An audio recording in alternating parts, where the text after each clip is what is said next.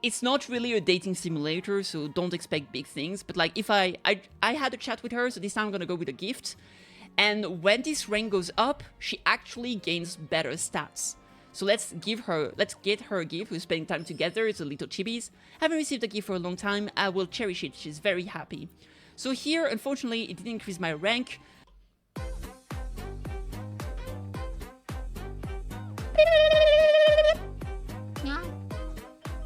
Subscribe, please!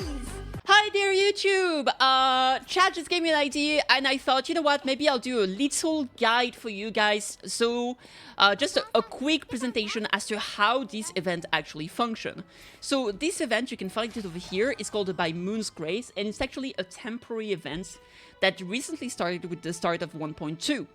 So how these function is that essentially you have a quest that you can do that will start this up, and you will be sent to this village here where they hold a traditional festival essentially.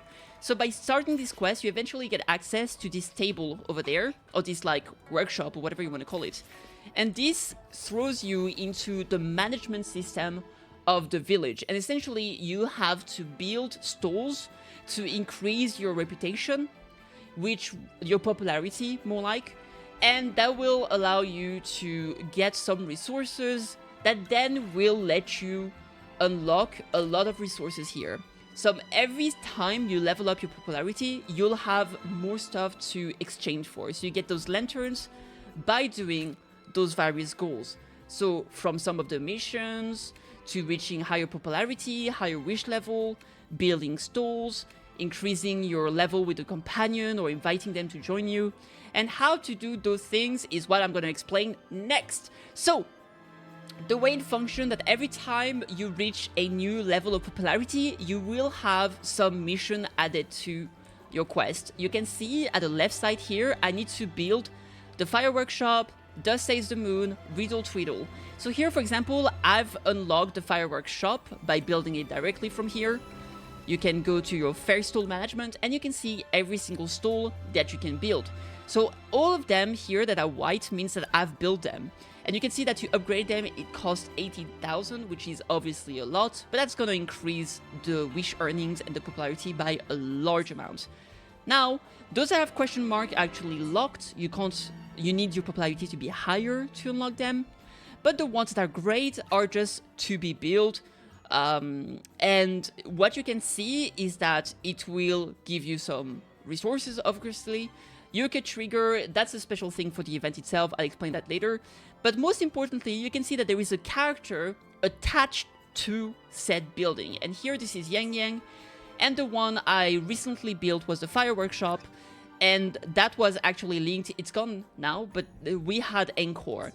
Which after you build that, you will actually get a side quest with Encore. This one, Encore's Teaming Adventure. And Encore will now have spawned in front of the stall that you just built. And you'll be able to talk to her and do a little side quest. Once you've done that side quest, she's going to be here. I'm not going to go there because I don't want to trigger the quest. She will actually join your team as a companion, as a helper for the festival itself, which obviously is going to be very useful for multiple things. First of all, you have access to those quests in here.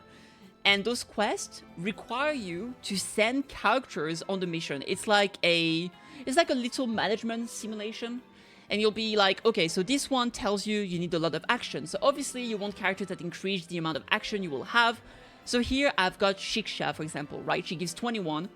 Kitty gives 22, that's the protagonist, and I've got JG that has 13, Salwa that is 16. So once I do this quest with Encore, she will be a companion that will be added here, right? So here, let's say I say Sanhua, Kitty, and Shiksha, and I start the mission. It costs some amount of those books and some resources sometimes. The resources you get just from doing missions and stuff like that, and those you get 100 per day. It caps, well, it doesn't cap, but you get restored to 100, so make sure that you spend everything each day, would be my advice. You get a lot of them from doing companion missions and stuff like that. So here, if I send them away, they'll go on adventure and they're doing the preparation. You get stats, Sometimes you get a positive result, which will increase the amount you get. Sometimes you get mixed, which is neutral. Or sometimes you get something bad, so you'll get less than expected. And here, depending on the result, you get a rating. So it can go from S to D, I believe. And the higher you get, obviously, the more rewards you'll get. So here, I got some of the money that I was talking about earlier, which will allow me to actually install or upgrade a stall, or you can also use them for some of the mission. The second thing I just got is those affection points, essentially the little heart there. And those points specifically are to be used on your companions right there. So the companions tab will show you all of the people that you have essentially recruited, and you can choose to interact with them. So I can invite Jeji, for example, and choose to interact with him. There's multiple options you can do, from chatting to gifting to making preparations with her, or to travel, go on a trip with her. And they all cost an increasing amount of resources to do. And the higher the resources cost, the more it's going to increase the XP she needs for her affection towards you, I suppose. It's not really a dating simulator, so don't expect big things. But like, if I had a chat with her, so this time I'm gonna go with a gift. And when this rank goes up, she actually gains better stats. So let's get her a gift. We're spending time together. It's a little chibis. Haven't received a gift for a long time. I will cherish it. She's very happy. So here, unfortunately, it didn't increase my rank. But earlier, I had only like 30 to 10 and 10. And by getting to rank 2, I got 37, 13, 12. So that's pretty good. You can see here my Sanhua has some good stats after getting to level 4. And that's really, really good.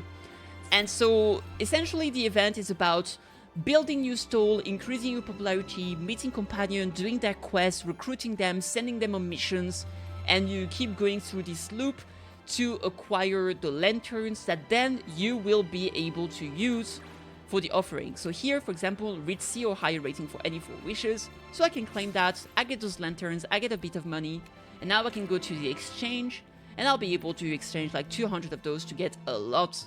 And I mean a lot of money, which is obviously very, very useful.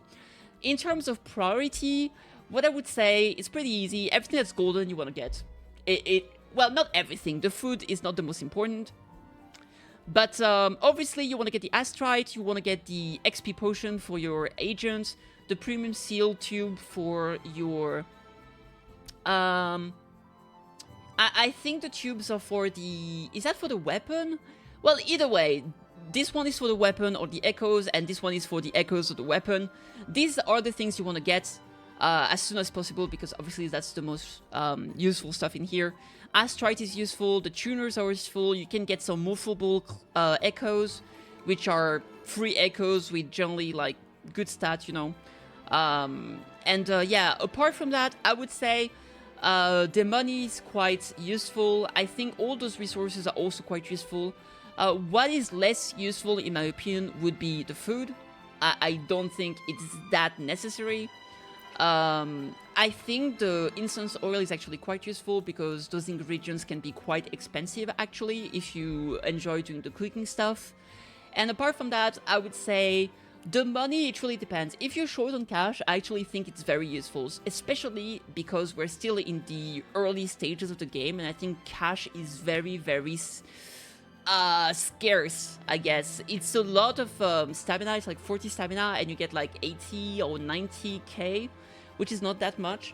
So just grabbing a lot of it can actually really boost your account and allow you to build your new characters like JG or the Cyborg Man, and future characters are going to be released in future patches. So yeah, that's what I would recommend. The event is quite chill, it's very easy, we have a lot of days upcoming, it's gonna be here for 40 more days, so there is plenty of time. And yeah, here you have the festival, the festival thingies, and you can see the list of quests you have here.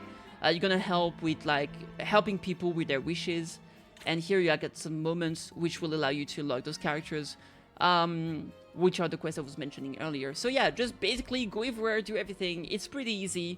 It's really cute. I think it's kind of the equivalent of the lunar reveal that we have in Genshin Impact, for example. So I don't know if this is going to be something that's going to be recurring, but it sounds like it definitely could be.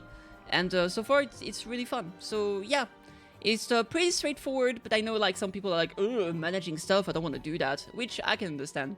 Anyway, cheers, I hope this was helpful in some way, and I'll see you on the next one. Bye!